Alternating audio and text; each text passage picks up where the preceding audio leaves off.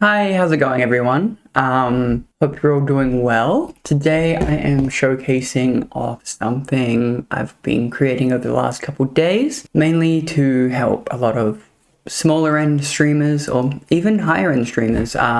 Pretty much can apply to anyone. It'd be just as helpful for anyone on the higher end or the lower end if they're just starting out or if they've been doing it for a while. Pretty much what I have created is a new form of analytics that you can have on your computer for Twitch itself, which coincides with your Steam account. It will essentially grab all the games that you own, or majority of them, and it'll pretty much give them a rating on what would be best to stream at the current time that you are looking at the program. One of the biggest things that is hard for people is what game do I play? Is this game oversaturated at the moment? It's quite hard to pick what game to play or what even just to do in general on Twitch to kind of maximize your growth, especially at the smaller streamer level. So I have gone ahead, I've made a whole GitHub here, Zesta's Stream Helper. This whole GitHub will break down everything that the application does as best detail as I could get. Tried to make it actually look nice as well. It's pretty in-depth. It's not too crazy to set up.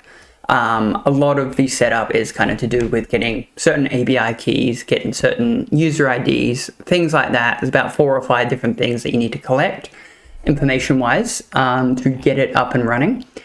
But in your free time, if you want to give it a go, it's completely free. Have fun with it, mess around with it. If you want to change around the code, you're more than welcome to make it fit yourself a bit better, or if you think you can improve upon it, definitely improve upon it. But yeah, it breaks down everything that it does, lots of different statistics. It will generate a game title, which it thinks that is best to stream right now. And it will update as much as you want it to. It's all in real time, so it's quite convenient. It does use AI, but that is not necessary if you want to use it or not. That is completely up to you. Another great thing is none of this stuff is server-side. Everything is local on your computer, so no information is going to be leaving your computer. Feel free to go through any of the code if you want to. Go through the entire installation stuff here, and we can get it up and running. So now let's take a look at the program itself. So I have 2 folders here. Personal Streamer Helper and then Zesta's Stream Helper. The only difference between these two is this one actually has my information on it, so we can actually properly showcase it. We will open this one up after you have installed the requirements, which is in requirements.txt. It's just all the things that you have to install with Python itself. It's pretty easy. On the GitHub, there's a very simple command line thing that you can put in, and it will automatically install all of these for you. Once you've installed these, we just click on start stream helper.bat. We want to run it, of course. If we open it up here, this is what the UI looks like. You can change the UI. If we go down here, I currently have it set to purple dark. And you're probably wondering, Aubrey, why is there nothing there? There is no information right now. What is going on? And that is because none of the information has been provided yet. So it is a complete blank slate once you open up the program, so you have to populate all of these different things, and on the GitHub it'll tell you exactly where to get all of these different things. Anthropic API key, that is to do with the Claude AI assistant. It is completely optional. You do not need to run this, but everything else from Steam ID up, you will need to be able to run this. Steamer profile down here, this is pretty much just to do with AI. Everything down here, apart from the theme, is to do with AI pretty much. So let's just say you've entered in all your settings, you've hit save at the bottom, and you've refreshed it. What will it look like? So we will get out of this and we will go into my personal one, and it will show a bunch of my games, and it will give a bunch of ratings and scores and information. So let's see what that looks like. So if we go to log, you can see that it's starting to populate things. It's finding all the games associated to my account, and things will start popping up. Some will be green, some will be red, some will be purple. There's all indications on if it's good or bad. Not necessarily bad, but it will be a lot harder to get some views, or at least a chance to get some views. Nothing is guaranteed, but it gives you a little bit more of a chance using statistics and information to make better choices.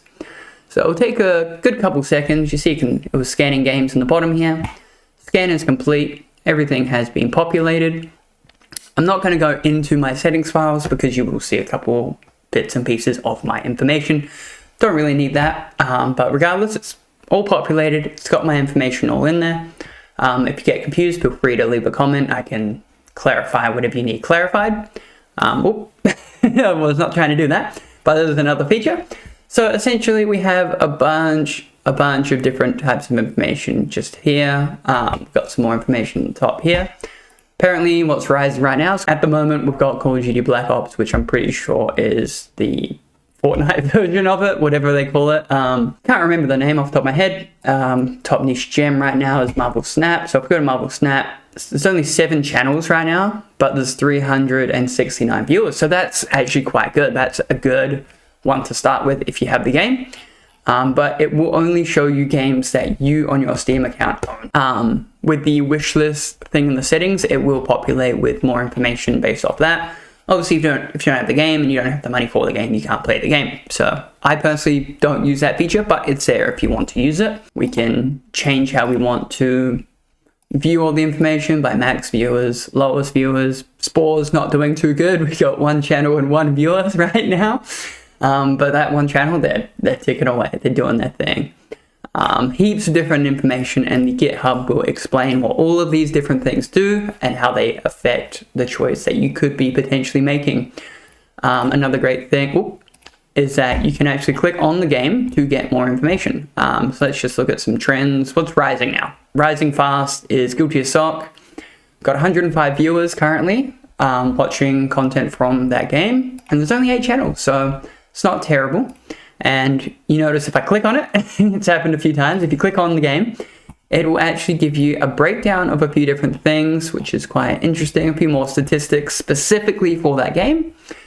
Also got some history stuff here, creator tips, action plan, and AI assistant stuff, and it breaks down a bit further into different stuff there.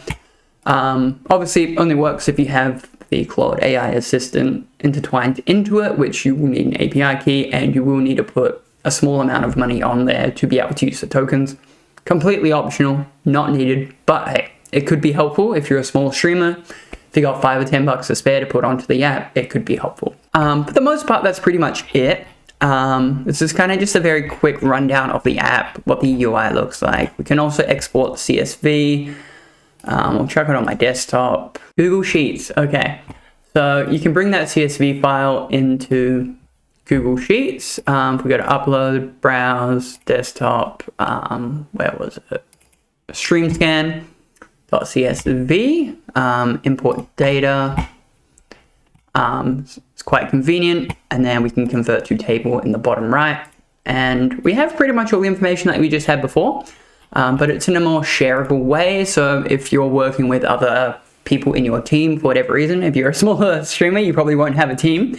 But if you wanted to share this information across to other people, it could be quite handy. You get all the same information. It is quite cool indeed. But for the most part, that's pretty much it. You got some more stuff up here. You can look at what's rising fast, what's currently quite stable, what's falling. Maybe not ideal to get into these, but it's completely up to you what you do with this information. And I hope it honestly helps. I hope I'm not dragging on for too long. I want this to be quite a quick video, more of just showing you what's accessible. Also got a rescan button up here. It'll go through and scan everything again. If you watch the logs, it'll load up everything again. If you install everything correctly, and you have all the requirements in the requirements.txt, you should be seeing exactly what I'm seeing right now after you've entered in your information. And obviously every time you hit rescan, things are going to change. Numbers will go up, numbers will go down. It's all in real time when you scan. Real time. It's not constantly updating every 5 seconds or whatever. I feel like that was just unnecessary. And depending on your computer, it's not going to be ideal. But yeah, you also got an AI coach over here. You got different types of things. Asking Claude, yeah, it'll straight away start doing stuff. But regardless, I hope you all enjoy the program, get some use out of the program. It's completely free. If you want to change the code, update it, upgrade it, downgrade it, whatever you want to do, you're more than welcome to do that. Simple but powerful tool if used correctly. You can do a lot of stuff with it. Something a bit more local. You don't have to go onto like 5 or 6, 7, 10 different websites just to kind of get a lot of this information or start calculating stuff yourself, it just sounds a bit exhausting. And after a long day of work, let's just say you got a couple of hours to stream, you can just load this program up, see what the best options are, straight into it. It takes out a lot of that time, a lot of that guesswork, and your discoverability may actually go up from it, which is part of the reason I wanted to develop this, because it's something I personally want, personally need. I don't have all the time in the world to be looking at statistics and numbers over a large period of time. I just want something I can load up, 5 seconds later, well, 10 seconds later probably, boom, you have your information, you can make a good decision from that. But yeah, I hope you all enjoyed, I hope this helps. Any problems or questions, feel free to ask away. I will help in any way, shape or form that I can.